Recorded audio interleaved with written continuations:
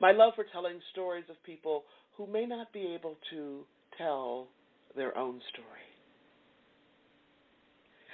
The first time, the very first time I met Gwendolyn was in a classroom, my high school classroom. I remember how she looked. I remember how she stood. I even remember what she had on her feet and head that day. I remember she wore these little, I think they were like Keds, tennis shoes, okay? And she had on these little white socks with the top turned down to her ankle. She had on a cotton dress with buttons down the front. And I remember on her head she had this kind of a wrap. You know, if we were in Africa, we'd call it a gele, right? But here in the States, we call it a head rag. That's what she had on her head. I love it. Now, I heard her read a poem, probably one of her most famous poems, and the poem that she's most known by, called We Real Cool. And when she read it, I thought, oh, mercy, I want to do that. I want to write just like her. I want to be like her. Little did I know that at that time in my life that I actually could be like her. Later on in this show, I'll share that poem with you, We Real Cool.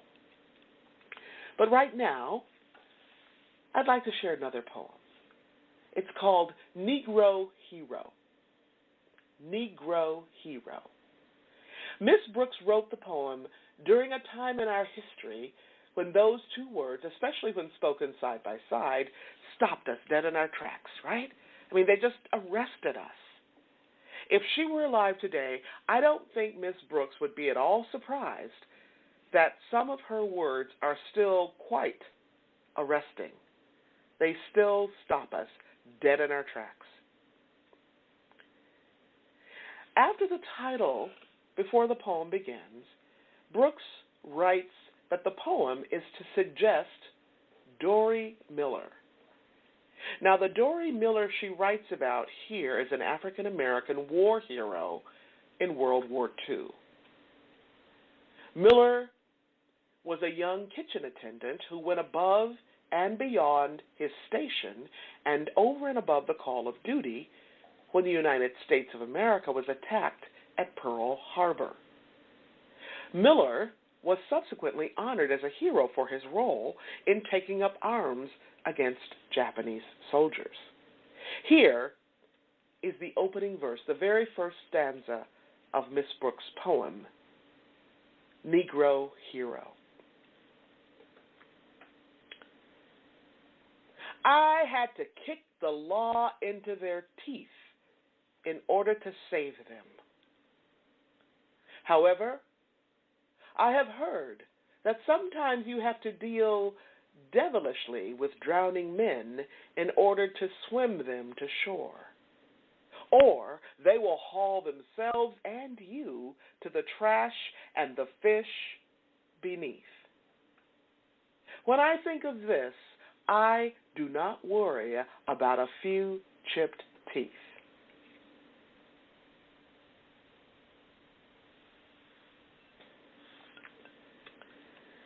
One of the hallmarks of Gwendolyn's poetry is her incredible imaginative ability to write from the point of view of other people, just like she did here.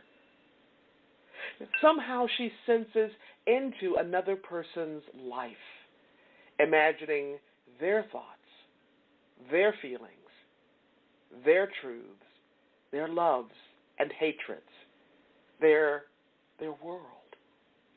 In poem after poem, Brooks writes in this signature style.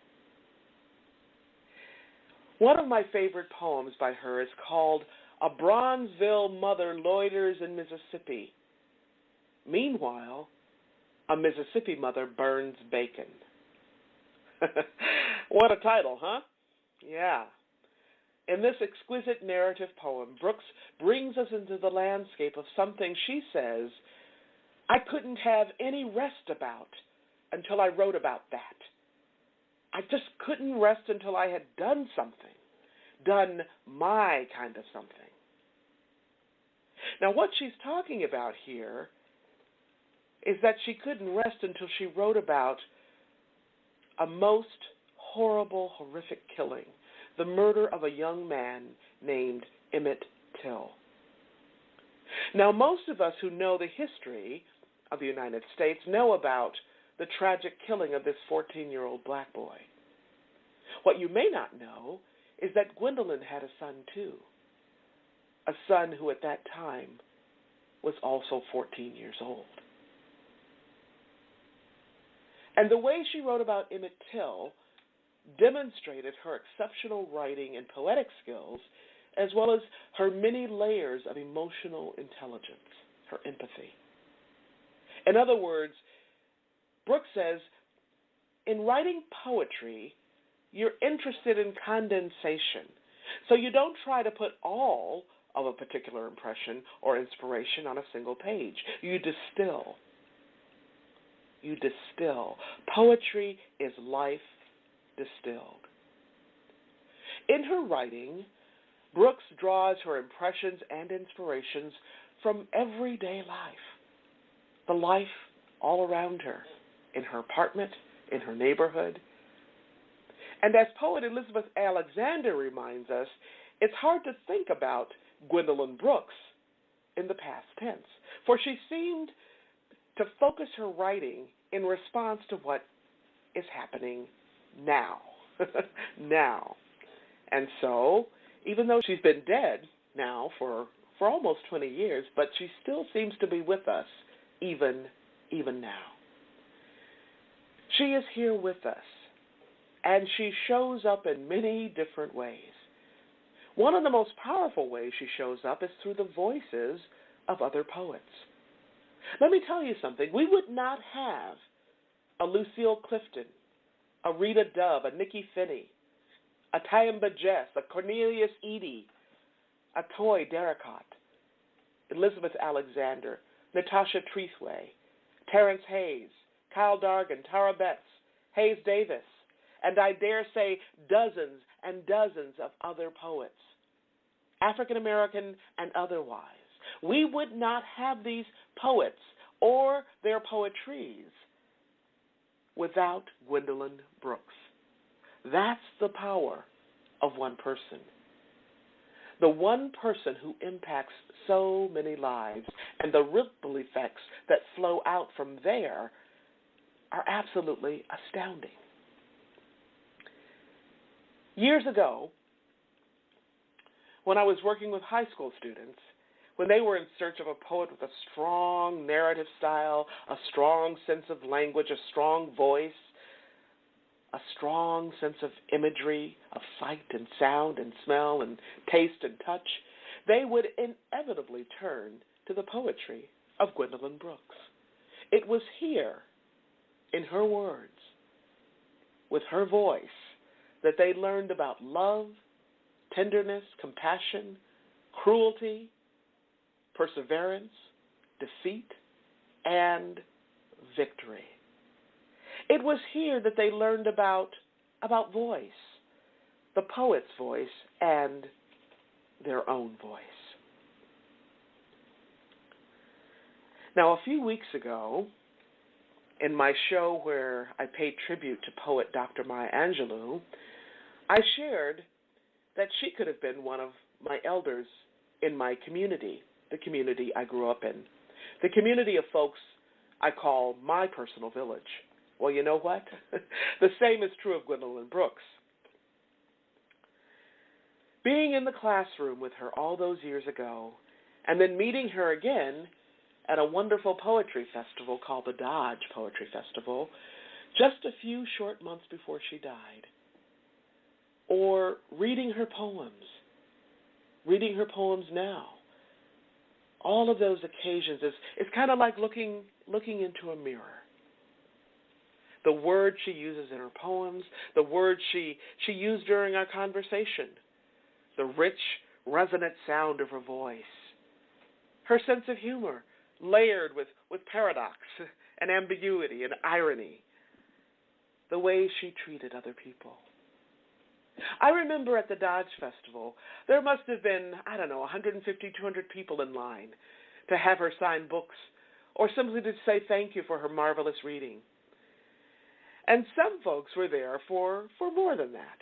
They wanted a conversation with her, a few brief sentences with this queen of a woman, a small dose of what matters. No matter how long the line was or how long the wait, she treated you as if you were the only person there.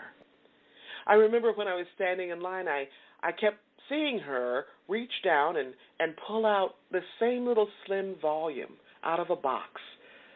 And she kept handing it, to people every now and then, someone who seemed to want it and to cherish it.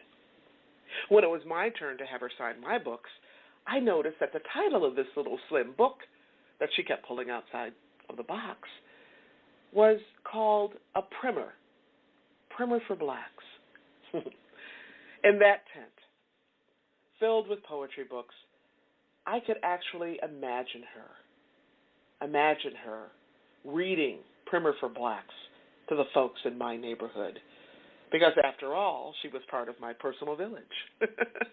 I remember the angle of her head. I remember the way she peered at you through her glasses, the way she sat, the cloth on her head, the way she smiled like sunshine gleaming on red clay soil, the way she reached for that book, the way she made anyone in that line feel as if you were the only one in that big old tent.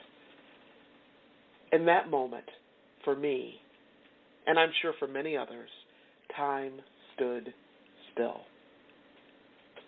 Even now as I recall that wonderful autumn evening in New Jersey, there I am at the front of the line, alone with Gwendolyn Brooks. Even now, I can imagine myself sitting in the same room with her, sitting right next to her at the same table, sharing stories and a few good poems, laughing and remembering good times as our plates steam with sweet potatoes, cornbread, and collard greens. The same kind of meal she shared with one of her adoring mentors, Langston Hughes, another amazing poet, whose impact on my own life and Gwendolyn's life was positively profound. Even now. So Gwendolyn, we lift you up and celebrate you. We celebrate you during Women's Month and every single day. We celebrate you for making the invisible visible, for your compassionate artistry and marvelous gifts of being awake to life and turning life, the good, the gracious, the ugly, and the tragic, into astonishing works of art. To you, we express our deep, deep gratitude. We thank you for showing us what the power of one person who lives their life to make a difference is all about. Gwendolyn Brooks, we thank you. Now, for my listeners, this is part one of a two-part show. Be sure to tune in next week for part two. In our tribute to the power of one, our tribute to poet, novelist, humanitarian, and wonderful woman, Gwendolyn Brooks. Now, if you missed any part of this week's show, you can listen to the recording at your convenience. You can even listen to it on the go. Check us out at www.talknetworkradio.com/Legacy Living. That's LEGACYLIVING. Legacy Living, LEGACYLIVING. You can also find us on iTunes. Before I close today's show, I want to thank each of you for tuning in, for allowing me to share